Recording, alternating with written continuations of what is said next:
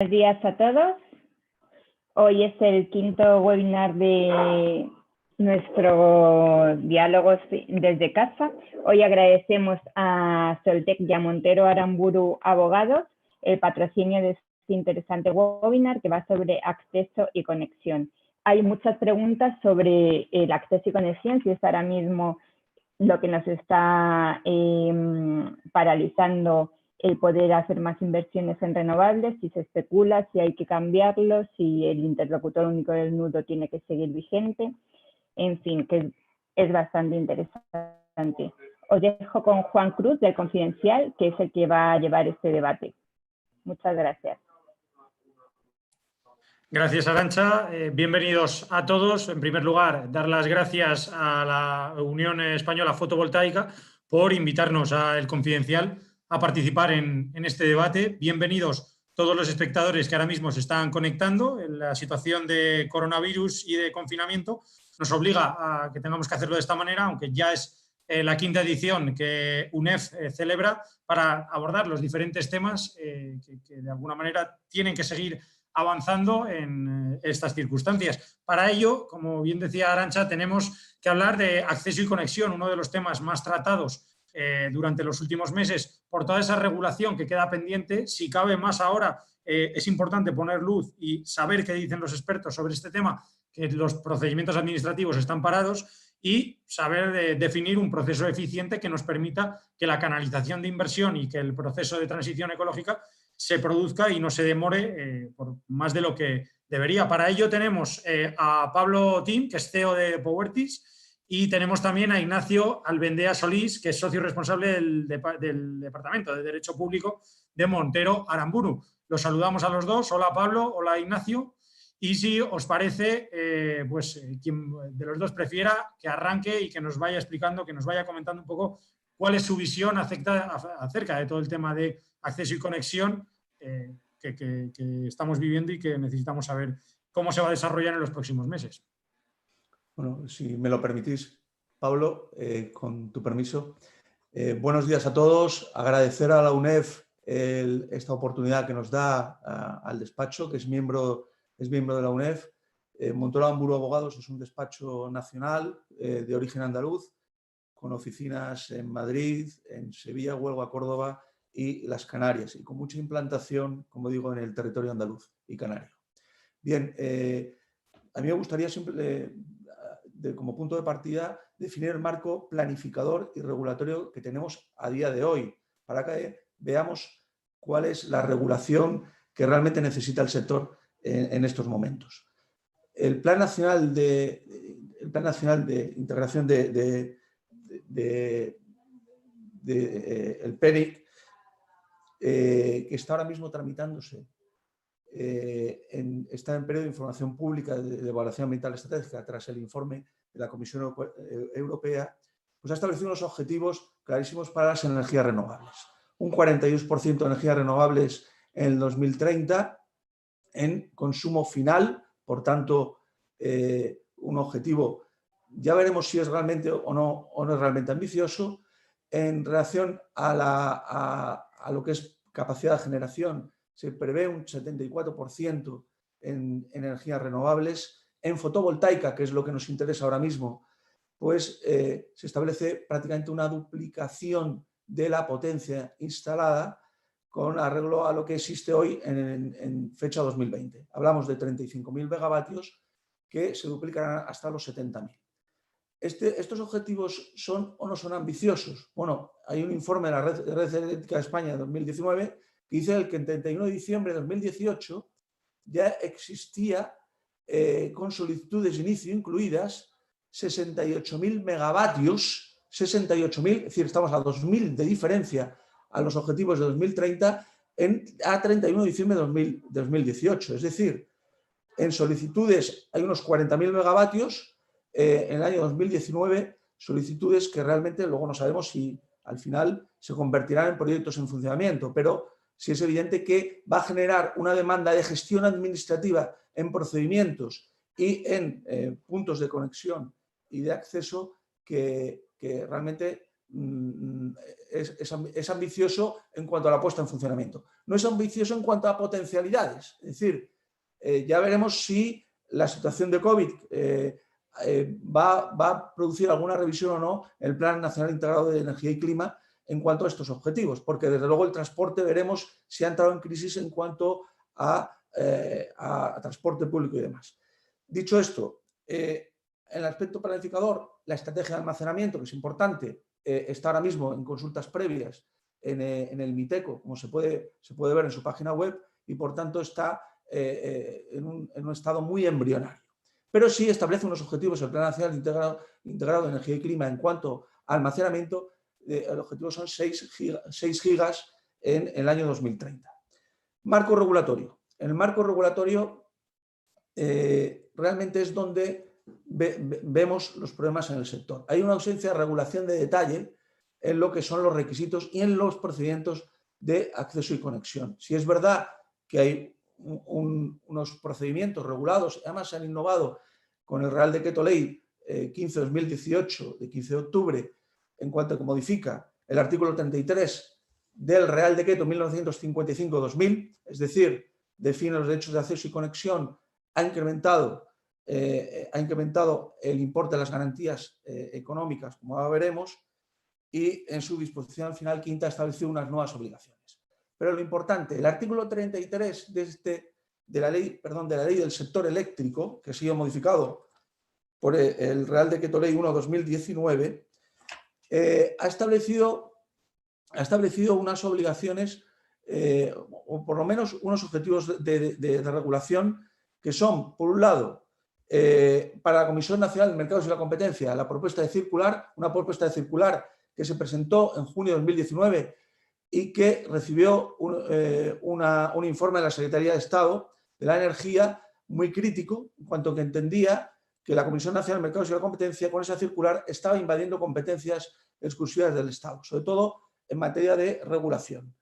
Y esto es porque, efectivamente, este artículo 33 deja al Real Decreto del Consejo de Ministros y, por tanto, al mismo nivel reglamentario de regulación que el Real Decreto 1955-2000, los criterios y los procedimientos para ejercitar los derechos de acceso y conexión. Y además para todas las modificaciones en relación a las condiciones de los gestores de redes. Y simplemente deja a la Comisión Nacional de Mercados y Competencia la metodología y condiciones de acceso y de conexión. Es decir, pues básicamente los criterios económicos, el contenido de las solicitudes y los criterios en cuanto a la evaluación de capacidad. ¿Esto qué significa? Pues esto significa que, a raíz de ese informe, el propio artículo 33 de la Ley del Sector Eléctrico prevé que si hay discrepancias entre la Comisión Nacional de Mercados y la Competencia y el Ministerio, la Dirección General de Política Financiera, entre otros los Estados, Secretaría de Estado de Energía, se crea una comisión de coordinación.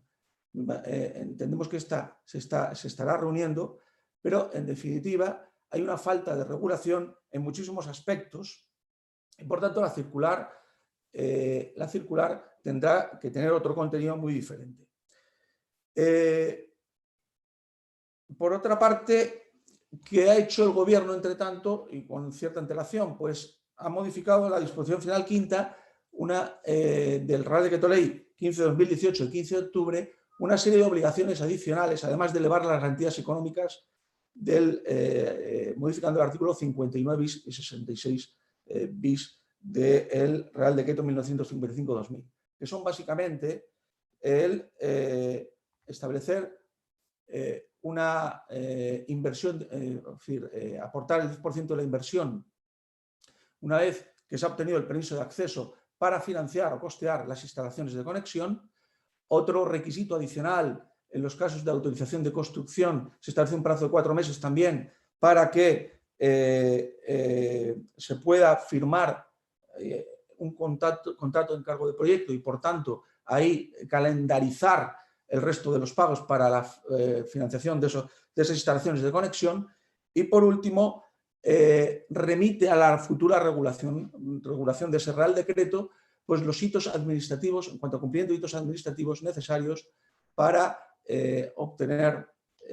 para no dejar caducar los permisos de acceso y conexión. Bien, el 59 bis y 66 bis que han elevado a las garantías económicas también regulan también cuáles son las causas de ejecución de las garantías, como ya vemos. En definitiva, para esta introducción simplemente decir, hay una ausencia de regulación, estamos esperando el Real Decreto que el Gobierno tiene que aprobar compatibilizándolo junto con la circular de la Comisión Nacional de Mercados y la Competencia. Y en este sentido, lo que yo entiendo que se debe tener en cuenta y necesita el sector son técnicas de simplificación administrativa, que ya las conocemos, están en todos los decretos de simplificación que están aprobando las distintas administraciones, como por ejemplo recorte de plazos, evitar la duplicidad de procedimientos o de trámites, que si se adiciona un trámite se reduzca en dos trámites el propio procedimiento, la existencia de formularios de todo tipo, de modelos de trámites. Por supuesto, es necesario el utilizar, en lugar de autorizaciones, declaraciones responsables y comunicaciones, en lugar de, como digo, permisos o autorizaciones en general. Y estos son técnicas de simplificación que se deben de tener en cuenta. Y por último, por supuesto, lo que necesita esta regulación, que lo anticipaba la circular, pero que es importantísimo, es una mayor transparencia e interoperabilidad entre los sistemas. Hay un defecto en las administraciones, entiendo yo, que es el celo que guardan en que las demás tengan acceso a sus expedientes administrativos o a toda la información y documentación que tengan. Se está avanzando, de hecho la ley 39 de 2015 de procedimiento administrativo ya obligó a lo que es el registro único electrónico, es decir, un solo registro, en los registros de cada administración se pudiese presentar cualquier documentación y valdría como si se estuviera presentando en la otra, pero exigía la interoperabilidad entre los sistemas. Se ha ido prorrogando y ahora mismo el Gobierno es el único que está a través del sistema de interconexión de registros, el SIR, o el ENI, que es el Esquema Nacional de Interoperabilidad, debería de tenerse en cuenta para conseguir, que es lo que yo creo que hace falta, que haya mucha más transparencia entre los gestores de redes, operadores del sistema y las autoridades, es decir, los órganos competentes, tanto de las comunidades autónomas como del Estado, Dirección General de Política Financiera y Minas, energética y minas, perdón, como digo, para que circule la información, haya transparencia y se sepa el grado de madurez de los proyectos y en ese sentido poder actuar para, en su caso, caducar permisos de acceso y conexión, que de lo que se trata es de que las reglas de juego estén claras y que desde luego se cumplan unas normas que permitan desbloquear todos los puntos de conexión y de acceso que a día de hoy pudieran estar bloqueados sin justificación ni motivación. Y nada más, seguimos hablando en cuanto haya preguntas. Muchas gracias. Perfecto, gracias Ignacio. Y como bien has dicho, recordar que a través del chat todos los espectadores que están siguiendo la intervención de Ignacio pueden hacernos llegar sus preguntas. De momento, mientras pensáis alguna pregunta que pueda surgir, seguimos con Pablo Tin, que es CEO de Povertis, que nos va a explicar también un poco cuál es, desde su punto de vista, lo que se necesita con todo el tema del decreto de acceso y conexión y todo lo que queda por regular. Pablo. Sí, buenos días a todos también. Agradecer la oportunidad a UNEF, a Arantxa, a José Donoso por la invitación a participar en este webinar. A ver, la red y los protocolos de acceso y conexión es un tema que siempre levanta pasiones aquí y en el resto de países y espero que el debate sea de interés para todas las personas que se han conectado. Powertis es una empresa que se fundó hace ahora 2 años, es parte del grupo Soltec y crecimos al albor del desarrollo de energía solar tanto en Latinoamérica como en España. Nos dedicamos al desarrollo de proyectos de gran escala o proyectos de 50 megavatios hacia arriba. Hoy operamos en Brasil, España e Italia, tenemos una visión global y nuestro portafolio excede los 6 gigavatios. En mis etapas anteriores a Powertis he realizado proyectos en otros países que incluyen Reino Unido, Estados Unidos o la India. Y espero que con esto tengamos una visión no tanto de cómo se están haciendo las cosas aquí, bien o mal, sino también de cómo se gestiona en otros países un bien común que es la red eléctrica. A ver, yo me gustaría plantear la situación desde alguien que viniera de fuera. Nosotros estamos inmersos en el día a día, en el desarrollo de plantas y a veces perdemos un poco la objetividad de la visión. Si alguien viniera de fuera, lo primero que pensaría es que algo se está haciendo bien en España. La verdad es que si miramos las cifras de una forma fría, se han solicitado más de 100 gigavatios, se llegaron a picos de 140, se ha traído a los inversores extranjeros, se ha traído a las mejores empresas del sector y creo que desde esa óptica podemos llegar a la conclusión que España es un caso de éxito. Obviamente hay varios niveles, varias capas y esa misma persona, si analiza la situación con un poquito más de detalle, la primera pregunta que se haría es ¿cuál es la calidad que hay detrás de todas estas conexiones? Y hay 100 gigavatios, pero ¿qué se va a desarrollar de esos 100 gigavatios? ¿Qué elementos intrínsecos tienen esas aplicaciones? ¿Qué tipo de proyectos hay detrás? Otra pregunta que con toda seguridad se haría es ¿cuál es la transparencia dentro del proceso de interconexión? A ver, ¿cómo se conjugan esas solicitudes con el hecho de que la red eléctrica es un elemento, es un bien común que tiene libre acceso y que por tanto está abierto a las reglas de mercado? Y por último, si hay barreras claras entre los diferentes actores, es decir, si las empresas que operan en el sistema de transmisión o en el sistema de distribución también tienen sus propias empresas de desarrollo. Es decir, si hay una competencia transparente y abierta o de alguna forma hay cierta colusión.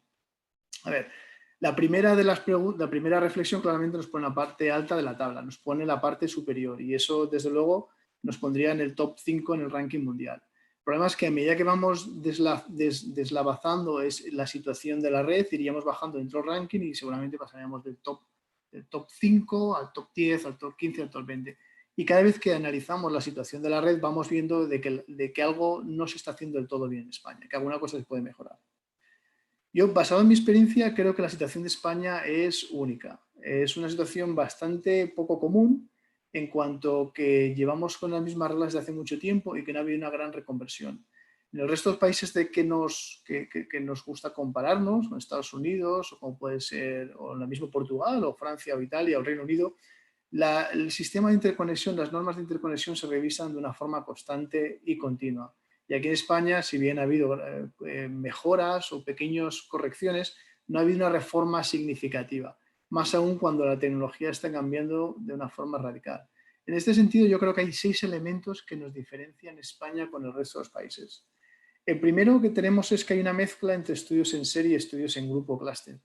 Si vemos el tema de la transmisión, se presentan las solicitudes de una forma individual, cada promotor presenta las suyas, de una forma poco clara, se agregan el tiempo y una vez los promotores se han puesto de acuerdo, se presenta lo que se llama la solución combinada.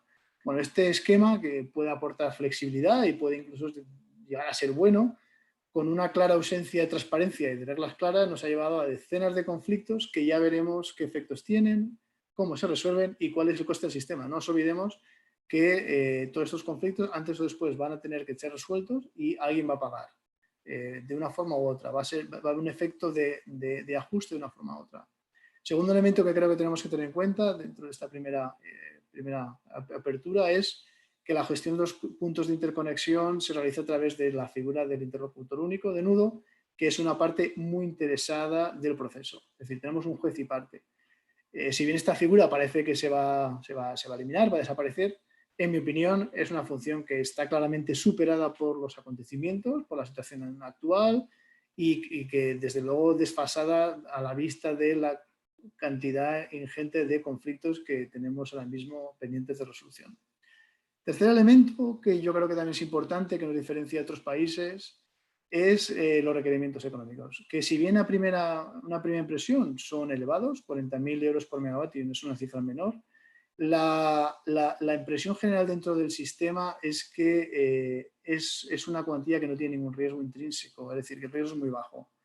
Y yo creo que de alguna forma la historia del pasado, en la cual yo recuerdo cuando aterricé en España que siempre se decía que no se había ejecutado nunca un aval de interconexión, no ha ayudado. Es decir, ha habido una impresión en general de que es una barrera muy baja en cuanto que el riesgo que tiene intrínseco es nulo.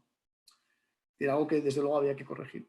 Cuarto elemento, de los 6 que he mencionado, es que en España, a diferencia de otros países, los requerimientos de maduración de los proyectos son nulos. Es que no sean bajos o altos, es que no hay ninguno. Y esto nos hace diferentes. Es decir, de alguna forma, yo el símil que planteo a la gente es que estamos empezando la casa por el tejado. Algunos podrían pensar que la interconexión son las zapatas. Yo, en mi opinión, es el tejado. Y creo que la estructura actual en la cual se solicitan puntos de conexión sin tener absolutamente nada no ha ayudado en absoluto al sistema. El quinto elemento, y es algo que entiendo que se va a corregir, es la validez de los puntos de interconexión. Es extremadamente larga. En ningún país que yo conozco puedes tener puntos de interconexión abiertos que todavía tienen validez durante años y años. Si lo pensamos, aquellos puntos que se solicitaron en la primera parte de este decenio, hasta el año 2013, todavía hoy están activos. Es decir, veremos, una vez volvamos, esperemos pronto a la normalidad, cómo se resuelve la ejecución de esos puntos que no se han completado antes del 31 de marzo de 2020, pero también no va a ser una tarea ni sencilla, ni va a ser rápida en el tiempo, y veremos cuántos puntos se ejecutan al final y cuántos conflictos se desarrollan. El sexto y el último punto, que para mí además es muy importante, creo que tenemos que además no es exclusivo de España, que es una cosa que está ocurriendo en muchas partes, es que las reglas actuales están pensadas para plantas del pasado. Y los proyectos de hoy, que se van a construir en 2, 3, 4 años, van a venir con nuevas capacidades, con almacenamiento, con sistemas de gestión, con un montón de mejoras que ahora mismo no se consideran. Y el sistema no las tiene ni en cuenta. Estos elementos que van a modificar de una forma significativa la gestión de la red, tanto cualitativa como cuantitativamente, hoy por hoy no aparece ningún tipo de interconexión, ni están de una forma claramente detallados en los que van a ser los nuevos marcos regulatorios. Con lo cual creo que no solamente las reformas llegan tarde, sino que además las que se están planteando no piensan hacia el futuro. En este sentido, y para cerrar esta primera intervención, también me gustaría comentar que al fin y al cabo los promotores jugamos con las normas que nos dan o con las normas que se nos dan. Es decir, nosotros como empresas tenemos que devolver un capital que se nos ha aportado, tenemos unos inversores a los que les tenemos que devolver una inversión, y al fin y al cabo la interconexión, vista la situación actual, se ha convertido en el elemento más finito de la cadena y estamos todos en un sprint constante y en muchos casos en un sinsentido. Es decir, estamos forzados a hacer algo que quizás no tendría que ser así si hubiera regulación razonable. Adicionalmente, estamos metiendo una cantidad ingente de presión al sistema, a la red eléctrica, a la CNMC, a todos los reguladores, y parece que no hay mañana. Es decir, estamos avanzando en una carrera en la cual no creo que haya un claro ganador más allá de las compañías navales. Es decir, creo que no nos ayudamos ni a nosotros como promotores, ni al sistema, ni al país en su conjunto. En resumen, si viéramos, volviendo a esa persona que aterriza, ¿no? que llega desde fuera y aparece en España y viera un poco la situación actual, creo que tendría 2 conclusiones. La primera, muy positiva, es que algo hemos hecho bien porque hemos atraído muchísimo capital a muchísimo interés. Eso es indudable. Pero, en el otro lado de la balanza, creo que la calidad de las solicitudes es baja en general y tenemos que ver a largo plazo cuál va a ser el ratio de conversión entre solicitud y proyectos. Hoy por hoy ha sido muy alto, pero también es decir que venimos con un buffer, con un volumen de proyectos muy alto de muchos años atrás. Tenemos que ver cómo ocurre a futuro. Y segundo, que las normas que tenemos no pueden ser estáticas. Tenemos que estar constantemente modelizando y mejorándolas. Y no podemos seguir pensando a futuro en un mundo descarbonizado con unas normas del pasado en el cual se basaba en los combustibles fósiles. Gracias, Pablo. Si os parece, vamos ya directamente con las preguntas que nos están haciendo llegar los espectadores, que han hecho llegar algunas de ellas antes de que empezara el webinar y que recordamos a través del chat, pues pueden también hacer nuestras preguntas. Dice así: cuando hablamos de acceso y conexión, una de las preguntas más frecuentes que surgen es ¿cuándo se publicará la nueva legislación de acceso y conexión que medirá qué medidas incluirá? Y pregunta, ¿qué medidas creéis que deberían de incluirse en la nueva legislación y o modificarse respecto de la legislación actual que evite la generación de cuellos de botella?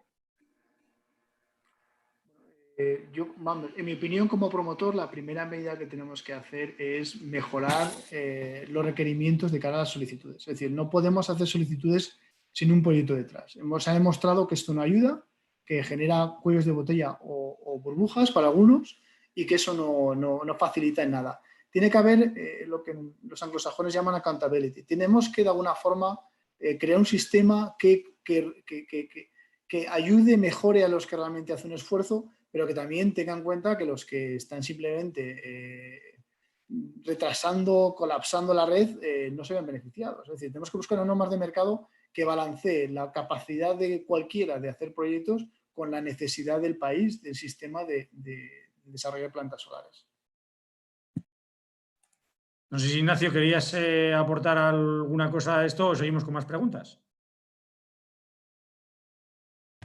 Sí, bueno, estoy completamente de acuerdo, ¿no? Aquí el problema realmente, de hecho, la circular de la Comisión Nacional se le delega a la Comisión Nacional de Mercados y la Competencia, y precisamente no al Gobierno, el contenido de las solicitudes de acceso. Es decir, realmente hay que regularlo muy bien y con detalle.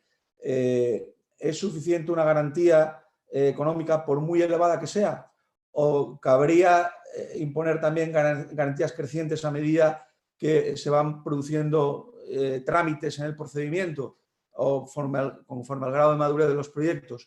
Desde luego, una solicitud de acceso con una simple garantía, un resguardo de garantía que realmente simplifica el procedimiento, pero la solicitud de acceso se convierte en un elemento especulativo, es evidente que no sirve para nada, ¿no? Porque de lo que se trata es que detrás de esa solicitud haya realmente proyectos viables con solvencia técnica y económica. Y bueno, pues evidentemente eso hay una orfandad de regulación en eso y hay que solucionarla, evidentemente. Más preguntas. Esta nos la han hecho llegar durante la intervención de nuestros ponentes. ¿Hay alguna previsión de publicación de capacidad de subestaciones propiedad de las distribuidoras? Que yo sepa no, es decir, que yo sepa no, y la verdad es que las distribuidoras es una gran caja negra, seguramente muy bien gestionada, pero para los que estamos fuera con cero capacidad de conocimiento. Aquí me gustaría poner un ejemplo. A veces en Estados Unidos, antes de cualquier aplicación, tienes información de toda la red hasta niveles de 23 kilovatios. En Brasil ocurre igual, en Italia hay información. Es decir, no estamos haciendo todo bien cuando hay una completa carencia de conocimiento en el sistema en cuanto a nivel de distribución. Red Eléctrica sí que presenta unas tablas, una periodicidad mensual, que bueno, la verdad es que ayuda mucho y de alguna forma ha creado una transparencia en el sector, pero a nivel de distribución en información es cero. ¿Previsión? Sí, ninguna. Estoy de acuerdo con lo que dice Pablo porque digamos, la transparencia y la publicidad es fundamental, ¿no? Y es verdad que Red Eléctrica es la que realmente, por eso tiene más, digamos, el operador del sistema y el que tiene más confianza entre los agentes, porque realmente es transparente en su información. Pero hay que imponer en la nueva regulación obligaciones de información y de publicidad con un régimen sancionador si se incumple a los gestores de redes. Eso lo tengo clarísimo. Más preguntas. Hablando de Red Eléctrica, nos dice otro espectador, ¿cree que Red Eléctrica debería asumir la adjudicación de puntos de conexión a la red de distribución para garantizar una mayor imparcialidad o es correcto el método actual? A ver, si por correcto entendemos el interlocutor único de nudo, yo creo que no. Esa es una solución que se ha demostrado fallida. Con muy buenos, que en su momento tenía mucho sentido, pero que no ha sido capaz de resolver la situación actual.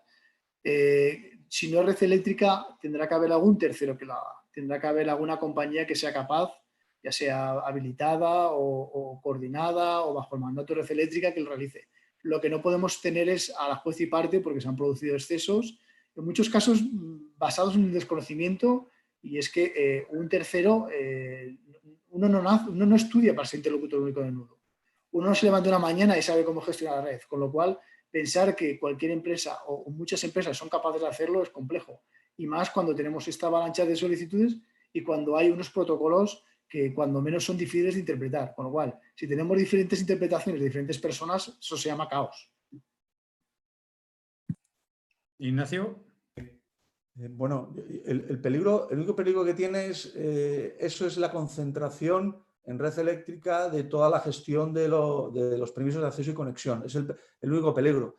Me da igual si se descentralizan los gestores de redes siempre y cuando se les impongan obligaciones, como digo, y quede claramente definido el marco en el que tienen que que gestionar todos los permisos de acceso y conexión, ¿no?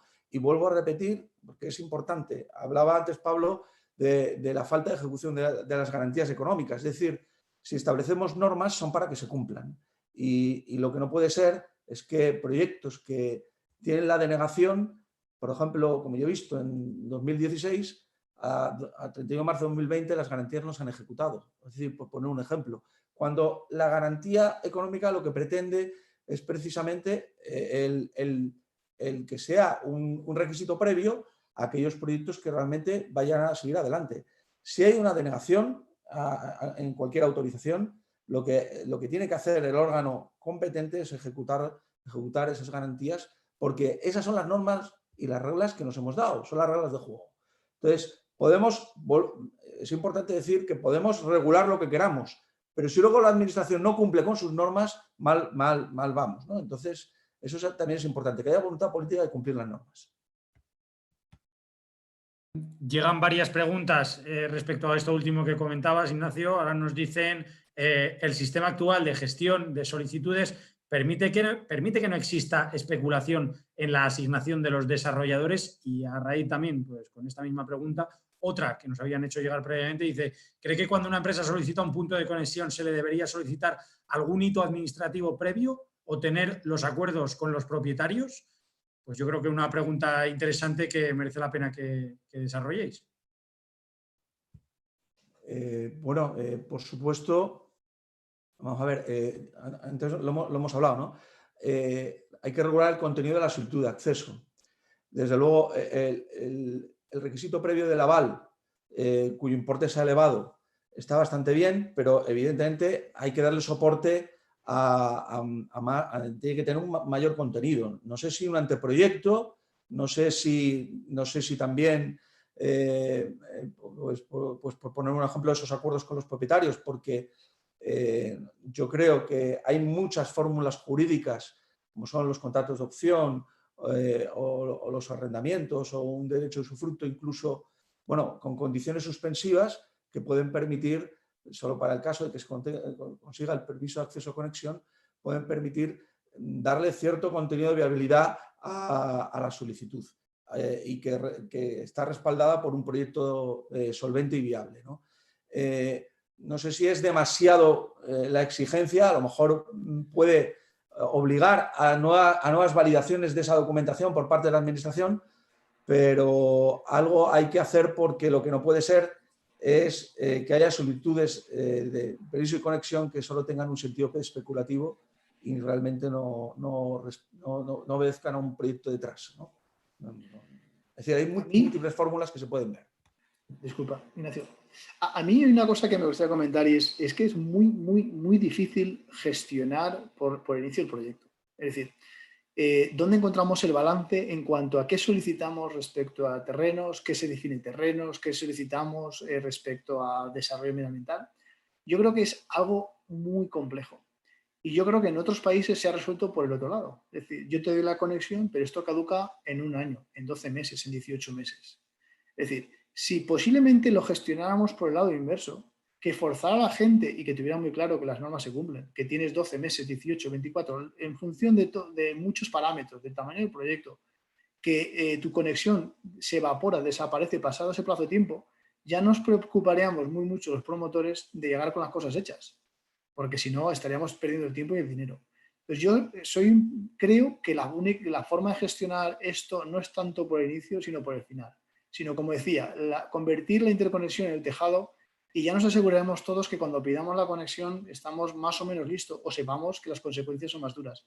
Porque se ha demostrado que las solicitudes previas no han funcionado. Se ha demostrado que el sistema no, por lo menos en España, no ha funcionado. Bueno, yo creo que tenemos que tener otra óptica respecto a la forma de gestionar y evitar los atascos y los nudos. Mi opinión. Varias de las preguntas respecto a esta cuestión que yo creo que ya han sido contestadas. Otro tema, yo creo que de muchísimo interés ahora mismo. Dice uno de los espectadores que ha mandado una de sus preguntas, ¿qué efectos creéis que ha tenido el COVID-19 en el acceso y conexión a la red? Yo creo que es una pregunta que ahora mucha gente se está haciendo. Bueno, yo creo, bueno, en principio el COVID-19 por los decretos, ley de Estado, el Real Decreto Ley de Estado de Alarma y el Real Decreto 467/2020, lo que ha producido es la paralización de todos los plazos administrativos, por tanto la suspensión de todos los procedimientos. Eso es así. Desde el punto de vista también de los plazos de caducidad y prescripción, también se han suspendido. Es más, el decreto ley 11/2020, de 1 de marzo, lo que ha hecho es prorrogar por 2 meses, desde que se levante el estado de alarma o cualquiera de sus prórrogas, el plazo de caducidad de los derechos de acceso y conexión, que como sabemos caducaba el 31 de marzo de 2020, y por tanto, bueno, pues es lógica esa prórroga, porque precisamente los procedimientos se habían paralizado desde el punto de vista de la administración. Si faltaba alguna autorización entre el 14 de marzo que entra en vigor el decreto ley y el 31 de marzo, es lógico que al paralizarse los procedimientos por la suspensión de los plazos hubiera una prórroga del plazo de caducidad, ¿no? Es decir, tiene su sentido y es coherente con esa decisión. Luego ya efectos de consumo y a efectos de lo que es el mercado energético, se lo dejo a Pablo porque yo no tengo datos. Muchas gracias. Bueno, sí, a ver, el mercado, hay varias plataformas que se ve la evolución del mercado y la verdad es que es terrorífico cómo cayó, ¿no? Pasamos de unos niveles de demanda, bueno, de los 675 gigavatios hora semanales a 500, pocos, ahora hemos vuelto a subir a 575. La verdad es que ha habido evoluciones importantes y el país se paró. O sea, eso es una evidencia que se demuestra contablemente, cuantitativamente de cuando observan las gráficas. Lo bueno que tiene nuestra industria es que es como un gran petrolero, es decir, las cosas no se frenan de forma rápida. Entonces, yo creo que el COVID-19, los efectos no los vamos a ver ahora, obviamente ha habido efectos, no nos vamos a engañar, porque es una industria que se basa en personas y tenemos que tener contacto con gente, sino lo veremos este verano. Es decir, aquellos proyectos que estaban lanzados se han continuado, aquellas solicitudes que estaban a punto de solicitarse se han emitido, nosotros hemos emitido avales, el sistema ha seguido funcionando, pero no vamos a ver, digamos, ese retraso hasta dentro de unos meses. En cuanto a que aquellos proyectos que iban lanzados han seguido su dinámica y lo que no se han producido proyectos nuevos. Digamos, ese bajón lo vamos a ver subir en los próximos meses. O sea, mi visión es que ahora mismo no estamos afectados, más allá de que hoy tenemos que hacer un webinar porque no podemos vernos en persona, que no podemos ir a la oficina, pero digamos que esta reducción de la velocidad la veremos a lo largo del verano, ¿no? Quería precisar una cosilla, Juan, en relación con el efecto de los decretos de ley de estado de alarma, porque hay otro efecto que es la suspensión también de los plazos para las reclamaciones en vía administrativa. Entiendo que los conflictos de conexión y de acceso, el plazo del mes o de los 2 meses, según en qué tipo de redes se produzca, está también suspendido y, por tanto, el plazo para plantear un conflicto se reiniciará una vez se levante el estado de alarma o cualquiera de sus prórrogas, ¿no? Esto es otro efecto del COVID. Precisamente sobre los efectos del COVID y el escenario post-COVID, es la siguiente pregunta. Nos preguntan, ¿creéis que el post-COVID acelerará o ralentizará la fotovoltaica, la energía fotovoltaica en España? Yo honestamente creo que ni una cosa ni la otra. Vamos a ver un efecto amortiguamiento, se van a comprimir, se van a ampliar plazos por efecto COVID, pero yo creo que no nos va a afectar en cuanto a que somos una industria de muy largo plazo. Nuestro paraguas de actuación es el PNIE. El PNIE tiene una visión 2030. Estamos en el año 1, como aquel que dice, el año 0 dentro de nuestro organigrama. En el largo plazo yo no creo que nos va a afectar. Si acaso nos va a acelerar en cuanto a que esa transición que se esperaba que se viera en 4 o 5 años se ha realizado en meses. Es decir, la caída de la demanda ha tenido el mismo efecto que vamos a tener en 4 o 5 años por la desaparición de determinadas fuentes de generación en el sistema actual. Entonces yo creo que yo no le veo que tenga un gran efecto por los elementos que he comentado. Yo creo que nos movemos por otros parámetros.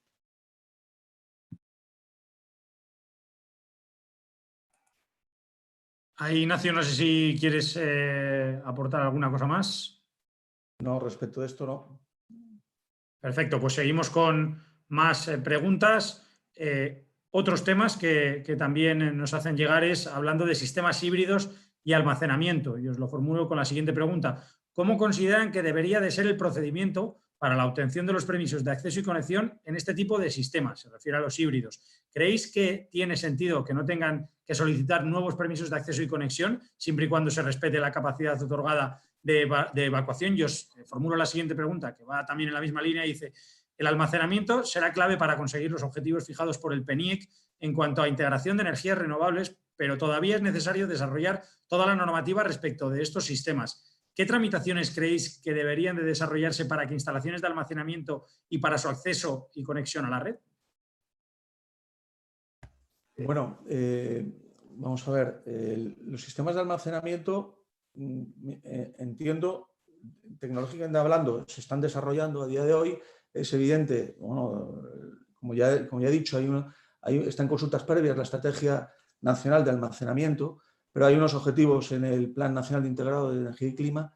Lo que sí es evidente que si lo que queremos es impulsar la tecnología nacional, ¿no?, el desarrollo tecnológico, la innovación tecnológica en materia de energía, debería de alguna forma reconocerse en los procedimientos una cierta flexibilidad, o si se quiere, preferencia por aquellos proyectos que incluyan el almacenamiento o incluso la hibridación. Aquí, bueno, yo creo que los supuestos pueden ser muy diferentes, ¿no? Si estamos hablando de instalaciones existentes, se encuentren tramitando sus proyectos o se encuentren en funcionamiento, si se encuentran en funcionamiento, yo entiendo que una modificación por razones tecnológicas, por cambio de tecnología, por introducir una tecnología mixta, ¿no?, es decir, eólica y solar, yo creo que debería de alguna forma de reconocerse que no es una modificación sustancial del permiso de acceso y conexión. Esto habría que verlo. Si por el contrario estamos hablando de sistemas de almacenamiento aislados, no vinculados a una instalación ya existente, que yo entiendo que es lo suyo, que debería de estar vinculados, pues tendría que tener un procedimiento de acceso y conexión específico e independiente. Si no, yo entiendo que debería de permitirse una modificación de los permisos de acceso siempre y cuando la capacidad o potencia instalada o la capacidad de evacuación no se modifique. Y en ese sentido no afectaría a ningún tercero, evidentemente. Pero es evidente que es algo que hay que regular y que lo prevé así la ley y los decretos leyes que se han ido aprobando para el futuro Real Decreto que tiene que aprobar el Consejo de Ministros. Bueno, en mi opinión, tenemos que separar dentro del almacenamiento, que es el almacenamiento para desplazamiento de la carga y el almacenamiento para la mejora de la respuesta de las plantas frente a picos, variación de frecuencia y demás. Tercer elemento, nos faltan señales claras del mercado respecto a cómo se pagan esa respuesta, esa mejora del sistema. Y tercero, el almacenamiento para una planta, en función de su tamaño, le cambia completamente su sentido. Es decir, si ponemos todo este mix, que nos falta muchísimo por desarrollar, yo diría, uno, que para las plantas existentes, desplazamiento de carga no tendría que tener ningún tipo de impacto. Al fin y al cabo, ellos les dieron un punto de conexión que supuestamente da 24/7, con lo cual, si producen más, pues oye, mejor para ellos. Pero respecto a lo que serían almacenamiento para respuesta a frecuencia, lo que hay que desarrollar es un mercado y unas señales claras de mercado respecto a cuánto se va a pagar. Y que cada uno decida. Para las plantas nuevas tendría que haber una clara definición de categorías y capacidades. No es lo mismo 1 hora de almacenamiento que 5 horas. No es lo mismo 1 hora de almacenamiento para la mitad de la potencia que para el 100%. La matriz de opciones es tan amplia que yo creo que tendría que haber una implementación, o sea, un desarrollo claro de la norma para cotejar todos estos elementos. No es lo mismo una planta solar en una zona en la cual hay congestión que no lo haya. El almacenamiento y la regulación cambia completamente la gestión de la red, cambia el elemento en el cual se conecta. Y hoy por hoy es que no está ni considerado. Yo creo que tenemos que hacer un esfuerzo en desarrollar los mercados, en desarrollar los procedimientos y en desarrollar la matriz.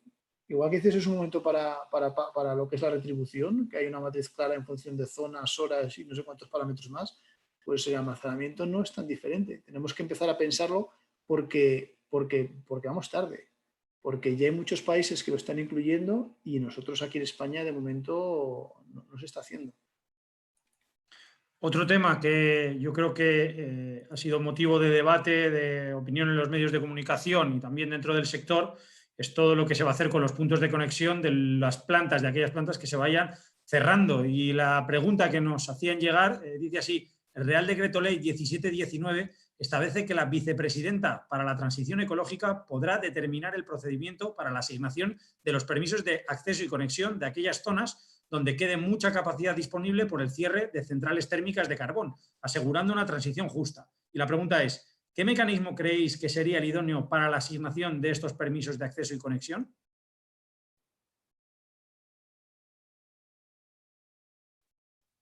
Perdón, que está en mute. Si no me equivoco, la semana pasada, el viernes de la semana pasada o el viernes anterior, se firmó un acuerdo entre las compañías generadoras que actuaban en esas zonas, creo que sindicatos y el ministerio. La verdad es que no he tenido todavía la oportunidad de leerlo en detalle, pero entiendo que esa es la base. Me sorprende que un acuerdo tan importante bueno, pues haya tenido tan poca repercusión. Es decir, de alguna forma me sorprende que la comunidad en general, los promotores, todos nos hayamos hecho partícipe del mismo, ya que creo que somos también parte de la solución.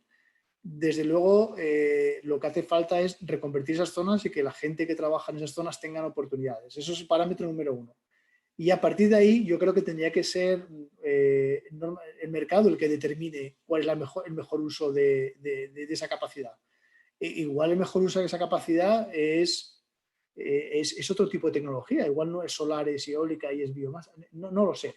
Pero lo que me queda claro es que sobre el parámetro de que tenemos que dar una oportunidad a zonas que se desarrollaron y contribuyeron mucho al país con la generación de energía, tenemos también que abrir, digamos, al mercado a que determine cuál es la mejor forma de resolver un problema. Y hoy por hoy, hasta donde sé, creo que no somos partícipes de la solución. Bueno, coincidiendo con Pablo, lo que sí es verdad es que la disposición adicional 22 de la ley del sector eléctrico, que es la que ha introducido este Real Decreto Ley que tú has citado, Juan, lo que viene a decir es un poco, efectivamente, que el Ministerio se va a reservar la regulación de los procedimientos y condiciones de acceso en estos proyectos de sustitución de centrales térmicas por energías renovables. Impone las energías renovables, lo primero, la disposición adicional 22, y luego lo que establece es que además de los criterios económicos y de eficiencia, se van a tener en cuenta, y estos son los criterios, entiendo, que son adicionales a lo que es normal en un punto de acceso y conexión, son beneficios, se pondrán los beneficios medioambientales y sociales de esos proyectos.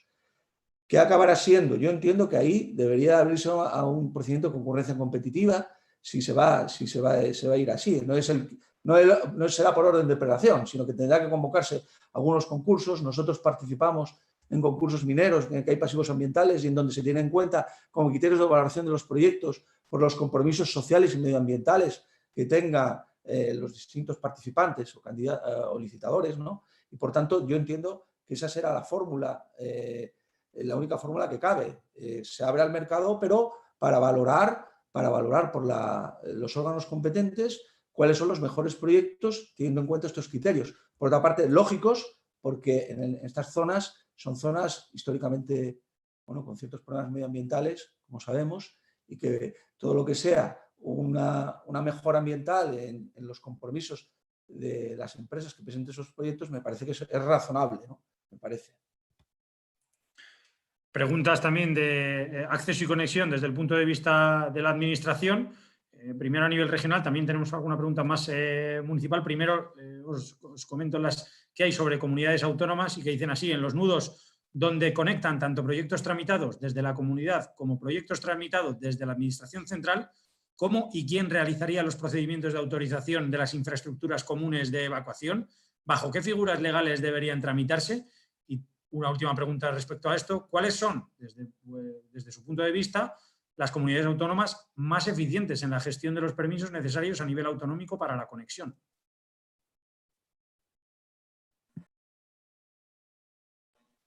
Respecto a esto último, yo recuerdo que hace unos años en la India sacaban unas gráficas mensuales y cada comunidad tenía que competir. Y había como 200 parámetros y sacaban las mejores regiones y las que eran más competitivas y demás. Sería interesante hacerlo en España, pero creo que no se ha hecho, pero sería interesante ver qué comunidades, porque en principio todas dicen que son las mejores y seguramente todas lo son. Pero bueno, sería bueno modelizarlo y verlo eso con números y parámetros. A ver, las interconexiones. La verdad es que solicitudes que vayan a distribución y que vayan a conexión, es decir, que vayan a transmisión, que puedan tramitarse a dos niveles diferentes, yo no sabría decirte cuál es la figura jurídica que la regula. Creo que no serán muchos casos, porque cuando tramitas vía ministerio, normalmente haces solicitudes de más de 50 megavatios, que en muy pocas ocasiones puedes hacerlo a través de líneas de distribución, son contadas. Y por tanto no sé cuál sería la figura jurídica. Pero también tenemos a Arantxa, que es una experta y seguramente nos podrá dar una respuesta más adecuada. En lo normal es que una unión de bienes y básicamente hacerlas todas juntas. Pero yo creo que esta es una pregunta para Arantxa, que yo creo que es la más experta de los que estamos aquí. Pues nada, ha dado la palabra a Pablo y ahí la dejamos votando para el que quiera, para Arantxa o para Ignacio, que nos contesten los dos. Que conteste Ignacio primero. No, bueno, Ignacio vamos primero. a ver, yo creo, en relación a la competencia, es evidente que las comunidades autónomas no quieren dejar de tener la competencia ni de ejercerla cuando se trata de autorización de instalaciones de conexión, ¿no? Con independencia de cuáles sean los proyectos que confluyan en los puntos de acceso o de conexión. Desde luego hay un principio de competencia territorial, de alguna forma, y dependerá de cada supuesto, ¿no? Pero instalaciones de conexión en donde, digamos, la mayor participación la tenga el proyecto que esté tramitándose ante la Administración del Estado, yo entiendo que debería de alguna forma, y regularse así, debería ser competencia de la Administración del Estado. Ahora, si por el contrario, la mayoría del resto de los proyectos, la mayoría de la potencia, son de proyectos cuya competencia compete valga la redundancia, a la comunidad autónoma, pues a lo mejor la competencia debe residenciarse en la comunidad autónoma. Pero bueno, yo no creo que pueda establecerse una regla general, es muy complicado, a mi juicio. No. Ahora sí, Arantxa, la respuesta que te pedía Pablo. Sí que es complicado, la verdad. Le estuvimos hablando en UNED cuando le estuvimos presentando las medidas para reactivar después del COVID la fotovoltaica, y al final nosotros sí que pensamos que los 50 megavatios fue algo que se hizo en el pasado, que no tiene ahora mismo mucho sentido que las menores de 50 megavatios estén en las comunidades autónomas y las mayores estén en el ministerio, porque en el pasado tendría un cierto sentido. De hecho, viendo un poco históricamente, eran porque los 50 megavatios eran mini hidráulicas, ya eran renovables, y las 50 no. Y un poco contestando, cuando van al ministerio, siguen manteniendo las comunidades autónomas todos los informes, porque tú metes las cosas en el ministerio, pero ellos piden a la comunidad autónoma que les que hagan los informes. Entonces, para mí, creo que es una manera de duplicar el trabajo, ¿vale? Entonces, tendríamos que ir un poco más a unas plantas o que sean de un tamaño mayor, donde haya ya un impacto medioambiental que sea muy fuerte para que lo tengan que evaluar desde el ministerio, o simplemente que todo vaya por la comunidad autónoma y luego tengan que dar un visto bueno en el ministerio, como ahora hace la CNMC con las plantas del ministerio, algo así. Pero al final, que vayan los expedientes de un lado a otro, lo único que hace es ralentizar los temas, porque vemos que en las comunidades autónomas el tiempo de tramitación va desde 18 meses, 2 años más o menos, y en el ministerio es bastante más. Otra pregunta interesante, diferente a las anteriores, más vinculada al ámbito más local, que dice así, ¿cómo evitar el enjambre de líneas alrededor de las ciudades de 8 a 10 plantas de 20 a 30 megavatios para llegar a la subestación? ¿Se tendría que regular su agrupación en una sola línea? Yo creo que se está haciendo, honestamente. Nosotros cuando nos encontramos, a ver, plantas de 20 a 30 megavatios, ya son plantas interesantes. Y nos encontramos que cuando esto ocurre, por activa o por pasiva, se nos pone en común y se hacen plantas comunes. Yo no soy conocedor de una situación en la cual haya 8 o 10 plantas de ese tamaño que vayan directamente a la subestación. No creo que sea la norma, yo creo que en general ya se está organizando a los promotores por parte del regulador, ya sea a un nivel u otro, para que nos pongamos en contacto y además es que usemos el sentido común. A nadie le beneficia hacer un montón de plantas que vayan a un mismo punto, cuando podemos todos de alguna forma conectar la energía y compartir costes. Es decir, yo creo que es una forma, es lo normal y se está haciendo. Juan, yo quiero retrasarme a la pregunta anterior en cuanto a las comunidades autónomas. Simplemente, en el caso de Andalucía, ha aprobado un decreto ley 2/2020 de 9 de marzo que ha eliminado los planes especiales y los proyectos de atracción de interés público en los proyectos energéticos.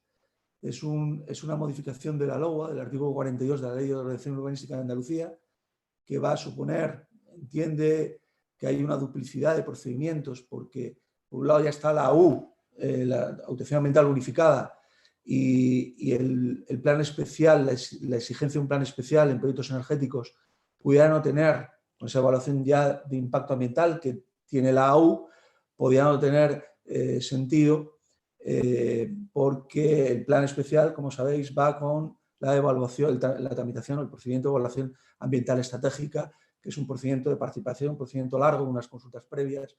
Y entonces, bueno, al igual que otras comunidades autónomas que no lo tenían, Andalucía ha dado ese paso y lo ha eliminado. Es verdad que hay unas transitorias respecto a los planes especiales actuales, con una institución de la Dirección General de Urbanismo un tanto peculiar en cuanto a su interpretación, en cuanto es aplicable a los planes especiales que se estén tramitando, pero ahí hay mucho, lo hemos podido estudiar y hay mucho que debatir porque yo creo que es posible desistirse de los planes especiales que se estén tramitando en los proyectos actuales, ¿vale? Y el recurso de inconstitucionalidad contra ese decreto ley que ha anunciado el Gobierno entendemos que va a ser inviable y que por tanto no va a suspender esta modificación de los preceptos de la LOA. Por tanto, es una buena noticia, por lo menos en el caso andaluz, ¿vale? Es lo único que quería decir. No puedo hablar, es imposible, de cuál es la comunidad autónoma más eficiente en la tramitación de los procedimientos, porque yo no he estado en todas las comunidades autónomas. No sé si hay tablas, análisis que lo hayan hecho, pero yo no lo sé, no lo sabemos. Yo creo que es algo aquí media, o sea, que lo sabemos todos que es políticamente incorrecto. O sea, pero hay algunas comunidades que impulsan más que otras. Yo creo que las respuestas son todas, ¿no? Nos vamos acercando al final. Os transmito un par de preguntas que nos llegan en los últimos minutos. Dice una: si un nudo de la red está saturado de solicitudes todavía sin permiso de conexión, ¿se pueden seguir formulando solicitudes por los promotores? Esta es muy concreta. La respuesta es siempre. Es decir, tú puedes solicitar siempre que tú tengas un aval y creas que tengas la capacidad para desarrollar un proyecto. Otra cosa es la respuesta que te dé Red Eléctrica y otra cosa adicional es que incluso con esa respuesta que el proceso haya acabado. En España el punto de conexión te lo da el CTA. Hasta que no llegas ahí tienes fases intermedias. De alguna forma todos hemos asumido que esas fases intermedias son finalistas. Y además creo que en España hay ejemplos de proyectos que solicitaron a puntos que estaban ya saturados y que finalmente han tenido conexión. No lo que estoy transmitiendo, creo que hay ejemplos que de alguna forma validan lo que estoy transmitiendo. Es decir, tú mientras pongas un aval y el aval sea validado por el Ministerio, el proceso inicia. Otra cosa es que Red Eléctrica te diga que el mundo está saturado y que no te puedes conectar y que tú lo aceptes. Y a partir de ahí ya tendrás que tomar las decisiones económicas y comerciales que cada uno estime más oportunas. Añade el mismo espectador a la pregunta, ¿cómo se reparte? Habla de una vez que está saturada, dice, ¿cómo se reparte, cómo debería repartirse la capacidad existente entre las distintas solicitudes y qué criterios priman o deberían primar? El reparto es cero. Es decir, si tú le envías, se ha hecho una solicitud consolidada, se envía a Red Eléctrica dice que ahí no hay capacidad y que lo siente mucho. Pero si lees con detalle la solicitud, no indica que eso es el final del proceso. Es decir, tú lo que tendrás que considerar es que a partir de ese momento tú ya no tienes, ya no es parte del reparto original y que tendrás que tomar otras decisiones y otras vías. Pero vamos, la respuesta es que no tendrás capacidad. Red Eléctrica no te va a enviar un documento diciendo que tienes capacidad y derecho a acceso a la red. Ignacio, no sé si quieres añadir algo más. Coincido con Pablo, o sea, no. Vale. Coincido con Pablo. Es decir, que lo que depende es un poco de decisión de los estudios de acceso y de la capacidad que te reconozca o no el gestor de la red, ¿no? Sea Red Eléctrica o sea otro. Pues queda respondido y terminamos. Última pregunta. Dice, ¿a partir de cuándo es necesario certificar las plantas según la NTS? ¿Qué tiempos plazos existen para certificar las plantas?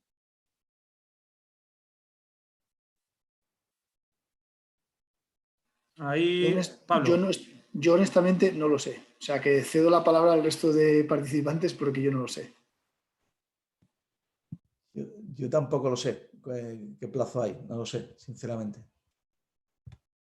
Pues esa pregunta que se nos queda ahí, pero yo creo que habéis puesto luz o claridad sobre muchos temas que la gente sigue muy pendientes de ellos, sobre todo yo creo que en un escenario de confinamiento como el actual, pues si cabe se hace un poco más complicada la comunicación y eventos como este webinar pues ayudan a poner un poco de claridad y de alguna manera también, ya que se está hablando tanto de desescalada, pues a desescalar también el estar todo el día pendientes de temas de coronavirus, sino ir hacia esa nueva normalidad, que al final va a tener que ser normalidad en muchas de las cosas que previamente se trataban y que vamos a tener que seguir tratando, como es todo lo que tiene que ver con el acceso y conexión a plantas fotovoltaicas y la transición ecológica, que pese a todo va a tener que seguir adelante.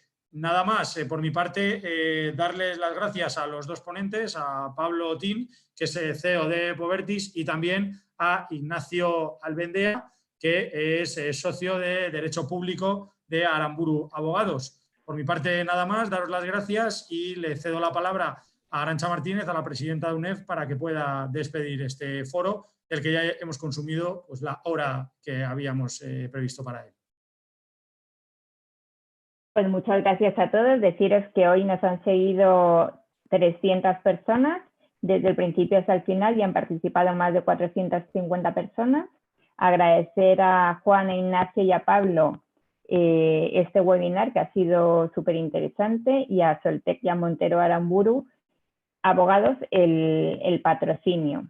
Deciros que, bueno, en una pregunta simplemente de que ha habido del COVID, de cómo esperamos que si reactivará o ralentizará la energía fotovoltaica, desde UNEF estamos trabajando para que se aceleren los trámites. Estamos trabajando con el Ministerio para que vean la fotovoltaica como un motor contra la crisis y que se vayan acortando plazos, no que se quiten de tramitación, pero sí que se puedan simultanear varias cosas, que se hagan subastas, ayudar al autoconsumo, porque ellos son los que más están sufriendo en estos momentos. Y nada, solamente decirles que tenemos el jueves y el martes 2 webinars más sobre el impacto que va a tener el COVID. El jueves en los contratos de la fotovoltaica, bien una visión bastante jurídica de qué pasa con esos contratos que teníamos, cómo este parón puede impactar en ellos, y el martes que viene sobre el impacto que va a tener en la financiación de las plantas fotovoltaicas. Así que nada, muchas gracias y nos vemos el jueves y el martes. Gracias. Muchas gracias. Muchas gracias. Un saludo. Gracias. Gracias.